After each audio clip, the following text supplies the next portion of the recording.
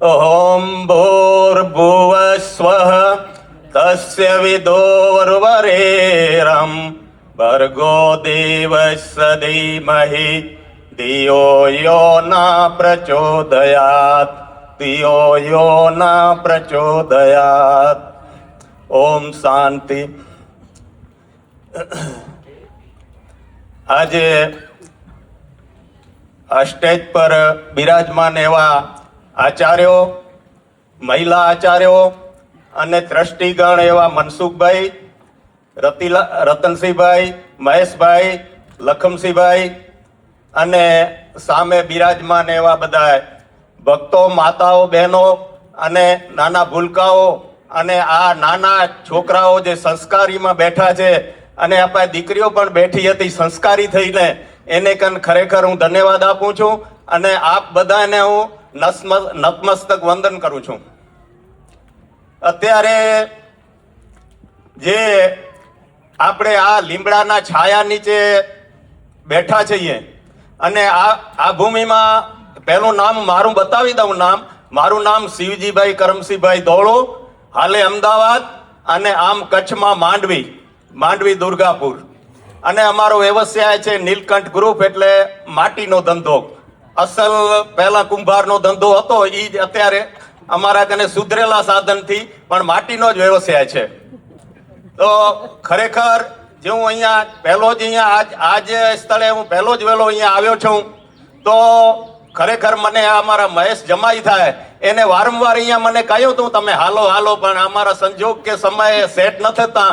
પણ અત્યારે આજે પહેલો જ આ અવસરમાં મને લાભ મળ્યો હોય તો એ પહેલો જ વહેલો અહીંયા આવ્યો છું ને જોયો તો અમારા મન જરા એવા થઈ ગયા ગર્ભભીત કે ના, અહીંયા પણ સારું બધું આ ચાલે, વેદનું ને આ ને તે બધું સારું એવું ચાલે છે. તો ખરેખર પહેલો હું જે અહીંયા માંડવો રચ્યો, જે આ આર્ય સ્થાન બન્યો, એવા વડીલ શ્રી ધનજી બાપા, નારણ બાપા અને અમારા વેવાઈ થાય અર્જણ બાપા, એ બધા નામી અનામી એના ભેગા બીજા બધા ઘણા અનુભવી કે અનુસાર માણસો હશે બધા, તો એને પણ હું નતમસ્તક વંદન કરું છું કે એને આ એક માંડવો અહીંયા રોપ્યો હોય. જો જગ્યા વિના કાંઈ નથી થતું, પહેલી જગ્યા તો ખપે જ. આજે આપણા વડીલોએ જે જગ્યા હું જ્યાં રાખી હોય તો ખરેખર હું એ વડીલોને જ ધન્યવાદ આપું રહ્યો. આપણે પાછળ તો આપણે કાંઈ નથી કર્યો એમ કયો તો કહેવાય. એકબીજાની સાલું જ ઓઢી હોય ને આગળ ડોક જ લાંબા કરી રહ્યા, બાકી કેને કાંઈ નથી કર્યો. આ જ્યાં તમે સિટીમાં જુઓ, ગમે ત્યાં જુઓ, તો એ વડીલો જ પહેલા બધી જગ્યા હું રાખી ગયા. એને અમુક ઠેકાણે આપણે હજી સુધારીએ નથી કે એવું ને એવું પડ્યું.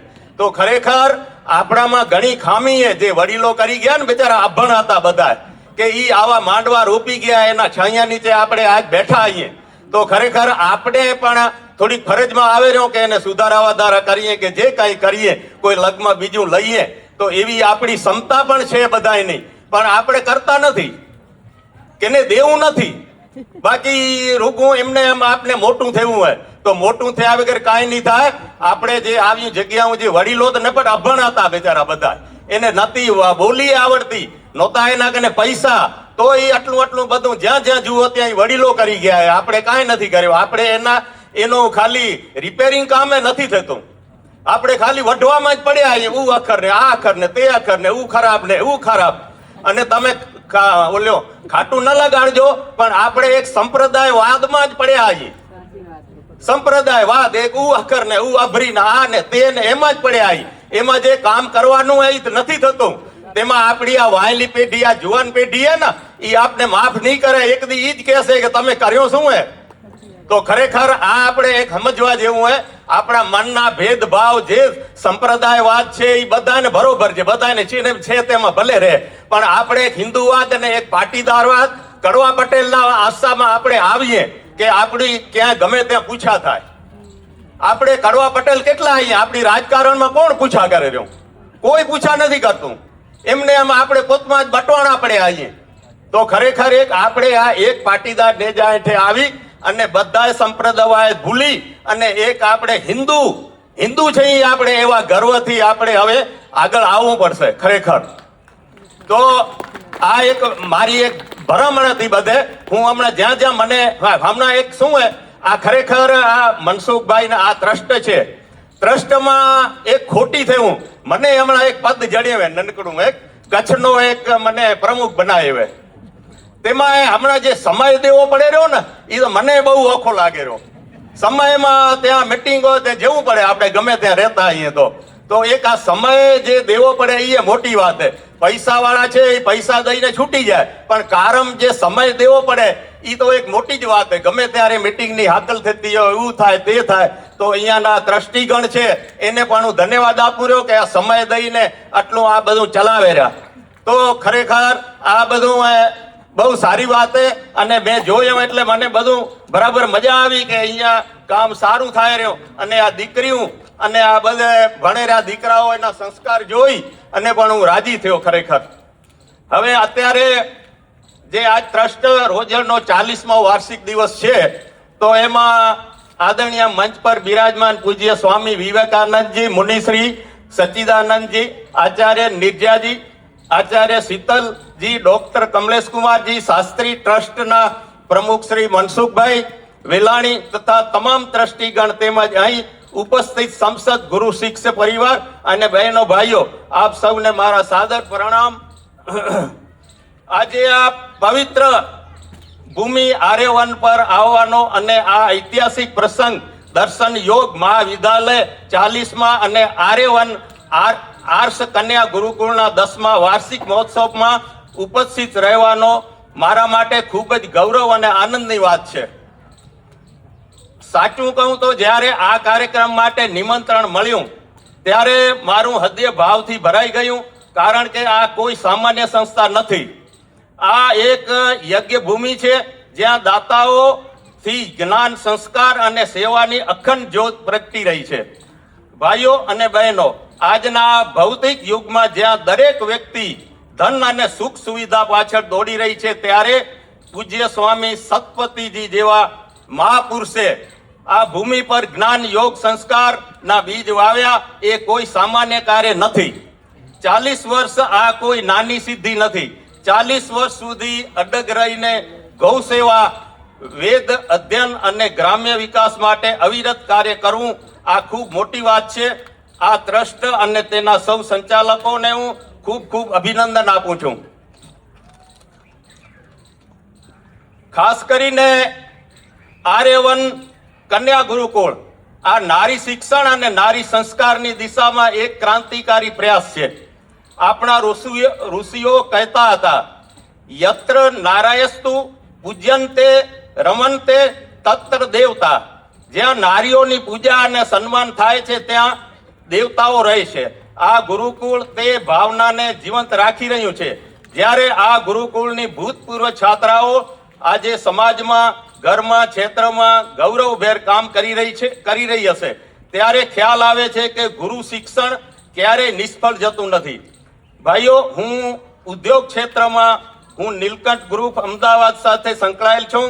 વ્યાપારમાં અમે ઘણી સફળતા નિષ્ફળતા જોઈ છે, પરંતુ એ અનુભવ પછી હું ખાતરીથી કહું છું કે ખરી સફળતા ત્યારે જ મળે છે કે જ્યારે સંસ્કાર અને નૈતિકતા મક્કમ હોય છે. તો આ ગુરુકુળ અને મહાવિદ્યાલય ત્યાગ, તપ અને નિસ્વાર્થ સેવાના પ્રતીક છે. સમાજને જો ઉજ્જવળ બનાવવો હોય તો આવી સંસ્થાઓની ખૂબ જ જરૂર છે. મારી આ સંસ્થા પ્રત્યેની નિષ્ઠા, આદર અને ભક્તિ આ ટ્રસ્ટ જ્યાં સુધી ચાલતું રહે ત્યાં સુધી સહયોગ, ટેકો અને આશીર્વાદ સ્વરૂપે હંમેશા રહેશે. અંતમાં ટ્રસ્ટ પ્રમુખ શ્રી મનસુખભાઈ અને સૌ ટ્રસ્ટીઓ, ગુરુઓ, આચાર્યો અને સ્વયંસેવકોને હું હૃદયથી આભાર માનું છું, જેમણે આ યજ્ઞ અવિરત ચાલુ રાખ્યો. આ 40 વર્ષ અને 400 વર્ષ અને 4000 વર્ષ સુધી ચાલે એ પ્રભુને પ્રાર્થના. ઓમ રોમ. ભારત માતા કી જય. ઓમ. અને અત્યારે આ સવારમાં એક ત્યાં યજ્ઞ ચાલુ હતો, ત્યાં મહારાજ આપણા ગુરુજીએ એક વાત કરી કે આપણે ત્યાં થોડુંક દાન ભેટની જ વાત કરી. થોડુંક દાન દો. આજ ગમે એ પૈસાથી તો કોઈ પૈસા વગર તો કોઈ કામ થવાના નથી. તો આપણે હું આ બેચારા વડીલોને બધાને જેની શક્તિ હોય એવી એના હું ભલામણ કરું રહ્યો કે આપણે કાંઈ ભેળું હાલવાનું નથી. થોડુંક આપણે શક્તિઓ એ પ્રમાણે થોડીક દાન દક્ષિણા કરી અને ગમે એ સંસ્થાઓ છે એ બધી કોઈ પૈસા વગર કોઈ હાલવાની નથી. પૈસા હશે તો જ એનો વિકાસ થશે. તો જ્યાં જેની દક્ષિણામાં જેનું મન હોય, જેને આપણે બરાબર જેવા હઈએ તો થોડુંક એમ દાન દક્ષિણા કાઢતા રહીએ, એ જ ભેગું હાલશે ને પાછળ થોડાક ગુણગાન ગવાશે કે આ બાપુ હતા એ બરાબર કરી ગયા, કેવા દાતારી હતા કે આ હતા તે હતા. તો ખરેખર ઈ નામના કમાવાની, બાકી પૈસા બધા અહીંયા પડ્યા હશે ને છોરા બધા આપણા એ કમાઈ લેશે પૈસા, એને છોરા હારું રાખવાની કાંઈ આપણે જરૂર નથી. આપણાથી સવાય આવીએ બધા છોકરા, તો એ પોતે પોતાનું કરી લેશે. આપણે આપણી સારી જિંદગી જીવી અને સારી નામના લોકવાયતા લઈ અને આપણે જઈએ ને ખરેખર જ્યાં જરૂર હોય ત્યાં આવા સેવાના કામ કરીએ. માટે ધન્યવાદ. ભારત માતા કી જય. જરાક ત્યાં વધુ કહેવાનું હોય તો માફ કરજો. બાકી મને શું હોય, અહીંયા પહેલું આવવા જડ્યો હોય ને અહીંયા જરાક જોઈને જરાક મન રાજી થયો એટલે મને જરાક મજા આવી બે શબ્દ કહેવાની.